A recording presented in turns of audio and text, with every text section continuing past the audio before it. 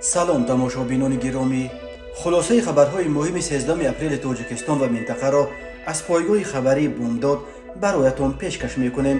шурӯъ мекунем аз як нигоҳи кӯтоҳ ба сархати хабари муҳими рӯз дар ин барнома. мардикори тоҷик дар як тирпаронӣ дар Новая Москва аз пояш тир хӯрдааст. 9 апрел телефонӣ гап задем. 2 апрел ҷасадашро оварданд. марги мармӯзи як сарбоз дар шаҳри Ваҳдат.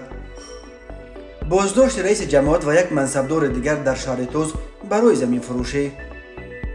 тифли тоҷике ки дар Русия аз қабати 4 бино афтод ҷон додааст. сардухтур мегӯяд барои ҳар бемор амагӣ аз 95 дирам то 1 сомонӣ ҷудо карданд. ва акнун тафсилоти хабарҳо. ҷасади як сарбози қувваҳои мусаллаҳи Тоҷикистонро ба наздиконаш дар ноҳияи Восеъ доданд. ибодулло Додуфи 18-сола моҳи ноябри соли гузашта ба артиш рафта буд. Лоиқ Додуф падари Ибодулло рӯзи 12 апрел соли 2023 ба радиои Озодӣ гуфт сабаби марги писараш ба ӯ маълум нест. талошҳо барои гирифтани шаҳри мақомот низ то ин дам бенатиҷа буд. Лоиқ Додуф мегӯяд рӯзи 9 апрели имсол бо писараш телефонӣ суҳбат дошт, вале 2 апрел ҷасадро гирифт. дар суҳбати телефонӣ мегуфт ки вазъи саломатиаш хуб аст, нақл кард ӯ. ибодулло Додуф фарзанди севуми хонадон буд ва дар як қисми ҳарбӣ дар шаҳри Ваҳдат хидмат мекард. падараш мегӯяд барои дақиқ кардани марги Ибодулло Додуф ба мақомот ариза навишт. дар ҳамин ҳол яке аз наздикони Ибодулло ки ҷасадро дидааст гуфт аз пушти сараш зарб хӯрда буд. Лоиқ Додуф инро рад накард, аммо гуфт мунтазири хулосаи расмӣ мемонад. чанд моҳ пеш ҷасади Лутфуллои Давлатмаҳмади 26-соларо ба наздиконаш дар ноҳияи Восеъ супорида буданд.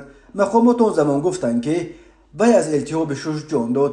бино ба гузориши ҳукумати Тоҷикистон ба Созмони милал дар 3 сол 2019-2021 зиёда аз 100 сарбози нирӯҳои мусаллаҳи Тоҷикистон аксаран дар ҳолатҳои мармӯз ба ҳалокат расиданд. сабаби марги аксари онҳо риоя нашудани оинномаи низомӣ, бадрафторӣ бо сарбозони навомада ва сӯистифодаи афсарон аз мақомашон ном бурда шудааст. ба гуфтаи намояндаи ҳукумат, бо вуҷуди талошҳо барои решакан кардани бадрафторӣ дар қисматҳои низомӣ, зуҳуроти мазкур ва пинҳон кардани он аз тарафи афсарон ҳамчунон вуҷуд дорад. дар муддати 3 сол 639 мақоми расмӣ ва фармондеҳи тоҷик барои пинҳон доштани ҷиноятҳо дар қисмҳои низомӣ ба ҷавобгарӣ кашида шуданд ва ё танбеҳ гирифтанд, чизе ки ҳомиёни ҳуқуқ намоишӣ ва таъсирашро кам медонанд. шоми 12 апрели соли 2023 дар як сохтмон дар шаҳри Шербинка ки дар ҷануби Москва ҷойгир шуда ба ҳавзаи маъмурии Новая Москва дохил мешавад, тирпаронӣ ба вуқӯъ пайваст. дар ҷарони он як коргар аз Тоҷикистон тир хӯрдааст. дар ин бора муовини сардори раёсати иттилооти сарраёсати корҳои дохилии шаҳри Москва Екатерина Гуз хабар дод. расонаҳои Русия хабар доданд ки нафари тирхӯрда Алишер Холов ном коргари аз Тоҷикистон буда ӯро дар беморхона бистарӣ карданд. бино ба хулосаҳои муқаддамотӣ, мардикори тоҷикро аз пояш бо туфангчаи травматикӣ захмӣ карданд. бино ба гузориши нашрияи русии «Известия», дар паи ин тирбаронӣ дар Новая Москва 14 нафарро аз ҷои ҳодиса ба шӯъбаи полиси Шербинка оварданд. дар видеои нашр шуда аз шӯъбаи полис дида мешавад ки як гурӯҳи мардони ҷавонон, зоҳиран муҳоҷирони корӣ, дар қисми навбадории полис истодаанд. бино ба иттилои «Известия», 4 иштирокчии дигари муноқиша аз ҷумла нафаре ки ба сӯи мардикори тоҷик тир холӣ карда буд, аз ҷои ҳодиса бо мошини ҷипи тамғаи Porsche Cayenne фирор карданд. дар шаҳру вилояти Москва барои боздошти ҷинояткорон амалиёти пирих вақт эълон шудааст. бино ба иттилои пешакӣ ҳамаи онҳо метавонанд мусаллаҳ бошанд ва аз ин рӯ ба кормандони полиси Москва тавсия доданд ки бранжилет бипӯшанд.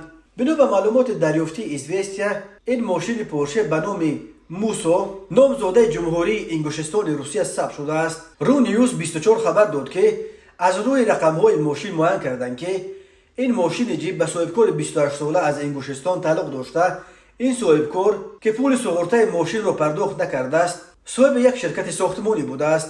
бино ба бархе манобеъ, муноқиша дар шаҳри Шербинкаи Новая Москва ки ба тирпаронӣ печид, байни коргарон ва саркор яъне бригадирашон ба сари маош сар задааст.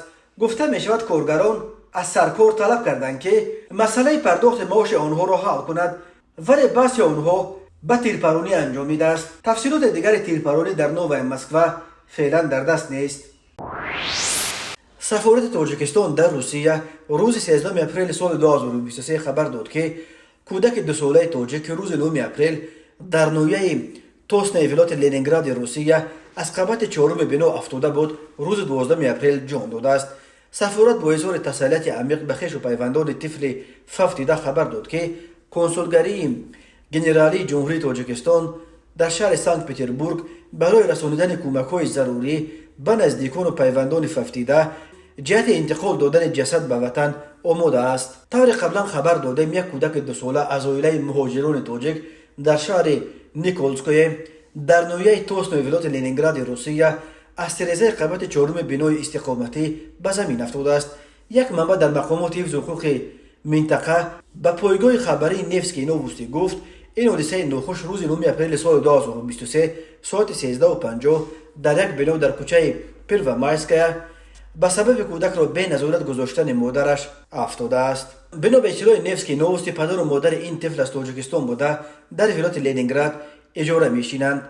آنها باز 2 طفل دیگر سالهای تولدشان 2018 و 2019 دارند. تماشابینان عزیز، یادآور می‌شویم خلاصه مهمترین اخبار تاجیکستان را از پایگاه خبری بامداد تماشا دارید. برنامه را ادامه می‌دهیم. کارمندان شعبه مبارزه با جنایت‌های متشکلانه ولایت ختلان یا اوباب در جریان یک عملیات ویژه فوری رئیس جماعت دیوت به نام خولمت و نویه شهرتوز و یک متخصص بخش معماری این نویه را با اتهام گرفتن پوره دستگیر کردند. در این باره در نشر نوبتی برنامه تلویزیونی اخبار وزارت کارهای داخله که شام 12 اپریل سال 2023 نشر شد خبر دادند رئیس جماعت همگی 29 سال داشته است. در گزارش نشر شده گفته می شود که رئیس جماعت به نام خولماتوف تقایف مهردین سال تولدش 1994 و متخصص بخش معماری نویه شهرتوز تویشیف ارکنجان سال تولدش 1988 برای جدا نمودن 10 سوتق زمین از ساکن نویه قبودیان خوجمقلوف سراجدین به صفت پاره 30,000 سومانی طلب کرده گرفتند. گفته می شود هر دو منصبدار را در بنای جماعت به نام خولماتوف هنگام گرفتن پاره با دلیل شهید دستگیر کردند و این مبلغ 30,000 سومانی از آنها همچون دلیل شهید یافت و گرفته شده است. مؤلف گزارش پدپلکوونیک نصرت الله محمدزاده گفت همه این پولها با رنگ مخصوص علامت گذاری شده بود و 25,000 سومانی را از رئیس جماعت مریدین تقایف و 5,000 باقی مانده را از جیب ارکنجان تویشیف پیدا کردند. رئیس جماعت در این گزارش اعتراف کرد که این عمل کروپسیونی را بر اساس مصلحت پیشکی با تویشیف انجام دادیم. پیشکی مصلحت کرده بودیم پیش از نوروز 5,000 را آورده داده بودند و این دفعه مبلغ باقی مانده را آوردند ولی مقامات آمده ما را دستگیر کردند. بر ضد موردین تقایف و ارکنجان تویشیف بر اساس قسم 4 ماده 319 کودکس جنایتی تاجیکستان با اتهام گرفتن پوره به مبلغ بزرگ از جانب شخصان منصبدار آغاز کرده شده. هر دو را به حبس پیشکی گرفتند. به آنها بر اساس این بند قانون همچون جزا از 7 تا 12 سال زندان تهدید میکند. هر سال در تاجیکستان 10 منصبدار اساساً کارمندان جماعت‌ها و کمیته‌های زمین با اتهام گرفتن پوره در عوض جدا کردن زمین‌های نزد اولگی دستگیر می‌شوند. مقامات اعتراف می‌کنند که در شرایط افزایش بیست شماره اهالی در تاجیکستان مسئله زمین به مشکل رقم 1 تبدیل یافته است و برخی منصبداران بدنفس از این احتیاج مردم به قطعه‌های زمین برای ساختن خانه سوء استفاده می‌کنند. در 30 سال اخیر شماره اهالی تاجیکستان 2 مراتب افزوده از 10 میلیون گذشت. جماعت قازده گناهکار دانسته شد. خود او برای شرح قضیه دسترس نیست ولی مرکز مطبوعات دادستانی کل تاجیکستان روز 13 اپریل سال 2023 در شرح این پرونده خبر داد که شهروند کرمشاهیو زیورشاه مبارکشاهیویچ که طبق قرار مجلس جماعت دیوات قازده نویه اشکوشم به وظیفه رئیس این جماعت تعیین گردیده تا این جانب فعالیت میکرد به سرمحاسب جماعت میرزایف ایانبک سپارش داده است که به نام مهندس زمینساز جماعت شکربیکوف عاطف که فعالیت نمیکرد ماه فوریه و مارس سال 2022 مبلغ‌های حسابکنی جدا نموده به عودیت میرزایف در ماه فوریه سال 2022 مبلغ 909 سومانی و ماه مارس سال 2022 مبلغ 923 سومانی را به نام شکربیکوف در مجموع 1832 сомонӣ ҳуҷҷатҳои сохтакорона тартиб дода ба раёсати молияи ноҳияи ишкошин пешниҳод кардааст ва маблағро гирифта аз они худ карда ба манфиати шахсияш сарф намудааст. ҳамин тавр меафзояд додстони Карамшоев такроран маблағи сӯзишворӣ аз раёсати молия ба ҷамоати қозде ҷудо гардидаро дар давраи соли 2022 дар маҷмӯъ 5124 сомониро ташкил медод гирифта ба манфиати шахсияш сарф намудааст. ба ғайр аз ин Карамшоев ба гуфтаи додстонӣ такроран ба сар Муҳсин Мирзоев супориш додааст ки аз суратҳисоби ҷамоат ба суратҳисоби ширкати Фирӯза 2000 сомонӣ барои харидорӣ намудани қисмҳои эҳтиётии воситаи нақлиёт гузаронад, ки аз ину ба маблағи 1100 сомониашро ба қисмҳои эҳтиётии мошини хидматӣ хароҷот намуда маблағи 900 сомониро гирифта ба манфиати шахсияш сарф намудааст. Карамшоев бо мақсади рӯйпӯш намудани кирдорҳои ҷиноятии худ санаи 20 декабри соли 2022 сохтакорона санади харид аз номи шаҳрвандон Бодурхонова, Сафарбеков, Азимов тартиб дода аз номи онҳо имзо гузоштааст, гуфта мешавад дар иттилоияи додстони кул.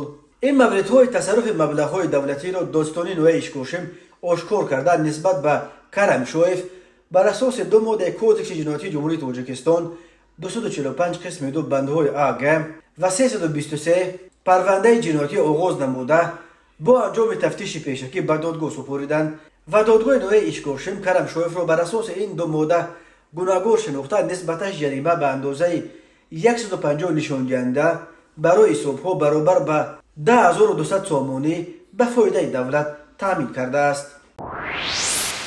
маблағгузории кам барои харидани ғизо ва доруи беморон аз буҷети маҳаллии ноҳияи Дӯстӣ масъулони беморхонаи марказии ноҳияи мазкурро нигаронӣ кардааст. аммо масъулони раёсати молияи ноҳия гуфтанд ки маблағгузорӣ дар ин самт сол то сол бештар шудааст. сардухтори беморхонаи марказии ноҳияи Дӯстӣ Майрзода Сайдулло зимни суҳбат ба Фараж гуфт соли 2022 аз ҳисоби буҷети ноҳия барои харидани доруворӣ ба беморон аз ҳисоби буҷети ноҳия ҳамагӣ 29000 сомонӣ ҷудо шуда буд ки ба ҳар бемор дар як рӯз хеле кам яъне 95 дирам то 1 сомонӣ рост меояд. ҳамчунин номбурда бо нигаронӣ афзуд ки барои харидани ғизои беморон соли гузашта аз буҷети ноҳия 29000 сомонӣ маблағгузорӣ карданд ки ин кифоят нест, зеро дар як рӯз барои ҳар бемор 1 сомониву 20 дирам рост меояд. камаш 300-400 000 сомонӣ бояд барои доруворӣ ҷудо карда шавад, зеро соли гузашта барои як беморамон мо 40 000 сомонӣ масраф кардем ва ҳоло беморхона аз маркази хуни вилоят 40 000 сомонӣ ва аз дорухонаи рақами 4 шаҳри Бохтар 10 000 сомонӣ қарздор аст. сартабиби беморхона иттилоъ дод ки имсол барои дорувории беморон аз ҳисоби буҷети ноҳия бо талошҳои зиёд ҳамагӣ 75 000 сомонӣ ба нақша гирифтанд. аз ин маблағ дар 3 моҳи 2023 10 000 сомонӣ барои харидани плёнкаи рентген ва хлор гирифтанду халос. барои хӯрокворӣ бошад имсол 35 000 сомонӣ аз ҳисоби буҷети ноҳия ба нақша гирифта шудааст ки ин кифоя нест. дар ноҳия ҳамагӣ 420 кат мавҷуд аст ки аз ин 120 каташ дар беморхонаи марказӣ аст. 40% маблағҳои қарори 600ро барои хариди доруворӣ ҷудо мекунем, аммо мутаассифона дар беморхона беморон бистарӣ намешаванд. бемор кам аст, зеро дар 3 моҳи соли ҷорӣ иҷроиши қарори 600 дар умум 25% иҷро шудасту халос, қайд кард Майрзода Сайдулло. аммо сардори раёсати молияи ноҳияи Дӯстӣ Самадзода Саид Низомиддин гуфтаҳои сардухтори беморхонаи марказиро рад карда гуфт дар соли 2022 аз ҳисоби буҷети ноҳия дар умум барои соҳаи тандурустӣ 5307 сомонӣ ва ба хӯрокворӣ 50500 сомонӣ ба нақша гирифта шуда буд ки он пурра маблағгузорӣ шуд.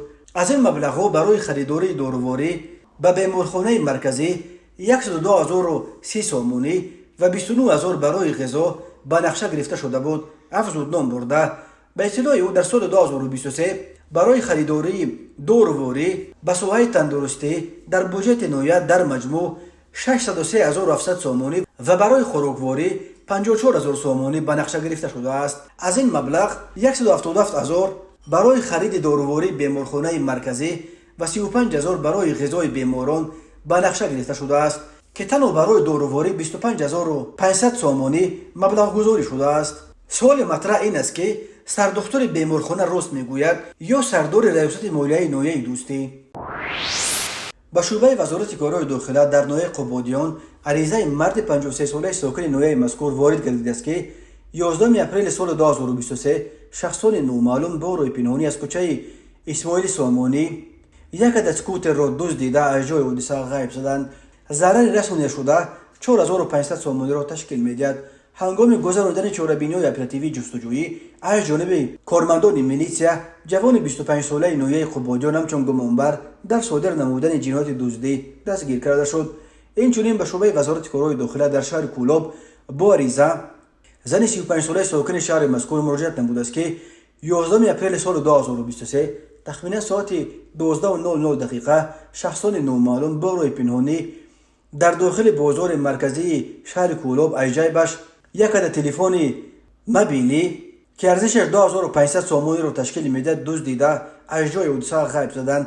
هنگام گذراندن چاره‌بینی‌های اپراتیوی جستجویی از جانب کارمندان میلیسیا معاین کرده شد که جنایت مذکور را مرد 36 ساله ساکن همین شهر صادر نموده است. همزمان به شعبه وزارت کارهای داخله در ناحیه فرخار عریضه مرد 38 ساله ساکن ناحیه مذکور وارد گردیده است که 2 اپریل سال 2023 تخمینا ساعت 17:00 شخصان نامعلوم با روی پنهانی از زمین‌های چراگاه نزد دهشان یک سرچاروای میده شاخدار و دزدیده از جای حادثه غیب شدند. ضرر رسانیده شده 2500 سامانی را تشکیل می‌دهد. هنگام گذراندن چاره‌بینی‌های اپراتیوی جستجویی از جانب کارمندان میلیسیا معاین کرده شد که جنایت مذکور را مرد 34 ساله ساکن امین ناحیه صادر نموده است. به شعبه وزارت کارهای داخله در ناحیه سینو عریضه مرد 46 ساله ساکن شهر وحدت وارد گردیده است که ماه مارس سال 2016 مرد 42 ساله ساکن ناحیه خوولینگ با روی فریب به باوریش در آمده از او برای به تجارتش مشغول شدن 200,000 سامانی گرفته به منفعت شخصیش صرف نموده است. اوید به این حادثه ها تفتیشات ادامه دارد. تماشابینان عزیز و گرامی، این بود مرور به خلاصه چند خبر مهم امروز تاجیکستان. خبر و گزارش های بیشتر از تاجیکستان و درباره تاجیکستان و اطراف آن را در سامانه پایگاه خبری بامداد در این نشانه پیگیری نمایید: www.bomdad.com. خوش باشید.